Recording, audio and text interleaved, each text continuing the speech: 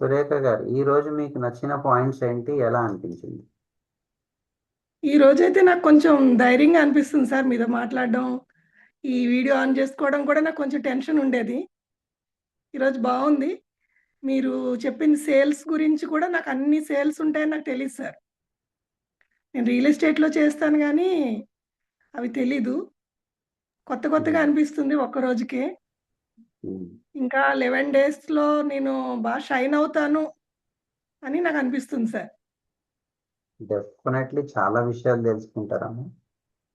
ఖచ్చితంగా రోజు అటెండ్ అవ్వండి. వీడియో ఆన్ చేసుకొని వింటే కనెక్టివిటీ పెరుగుతుంది. Yes and sir.